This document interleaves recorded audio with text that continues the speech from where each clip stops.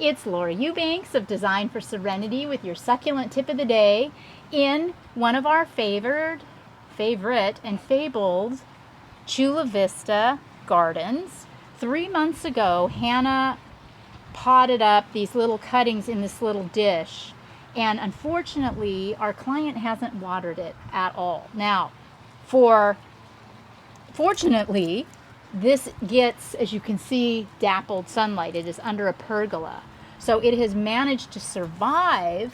But how many of you at this time of year, we're in, late August, how many of you have arrangements that kind of look like this? They're just sort of desiccated and dry, and you can see dirt, and you're just sad. I've told you, don't mess with plants at this time of year because it's just going to get hotter and blah, blah, blah. But this is really cool right here. I mean, this is a great little spot, and I feel confident in adding some cuttings to this. I think they'll be fine. So I went around the yard and I picked up some bigger, fleshier things. Now that's another thing. At this time of year, you want to give your cuttings the best chance possible. So choose things that are tough or that have a lot of moisture and water in the leaves. And then, just like candles in a birthday cake, just stick them in, cover up that dirt. Another thing that these bigger plants are going to do for this arrangement is provide some shade for some of the smaller cuttings too. Additional shade and protection from the sun. And come fall, we're going to revisit and make additional changes and cuts. But just doing that, taking and popping in a couple of things just has brought absolutely new life to this arrangement. It took me all of like a minute to do. And one of the other beautiful benefits that this pot has is it's got a lovely view of the Pacific Ocean. Let's show them the pot over there that gets full sun. It's even more sad. sad. Okay. So here we saw a pot that got that magic dappled sun.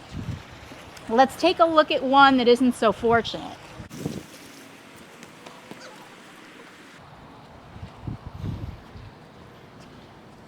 Now, Hannah did pretty much the same complement of plants in this one. And you can see that nothing has died. Everything is still alive. But note how wrinkled those crassula leaves are and how this typically green plant has turned red. How this aloe has turned red. This is stressed out. So once again, you can pull some cuttings. I would choose things for a full sun exposure like this, provided you're coastal the way we are here in Chula Vista. Can you feel that cool breeze? Or at least feel it?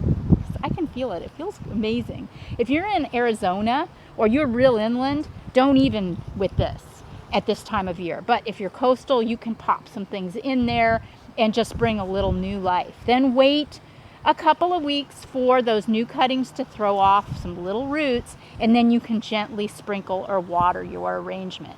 So you have my blessing. You can go out and have some fun with your pots, provided you can provide them with a little bit of shade.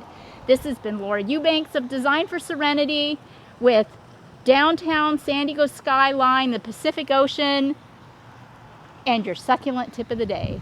Thanks so much, everybody, for subscribing, for liking this video, for supporting our store and buying all of our crap. We appreciate you so darn much. Have a great day. Bye.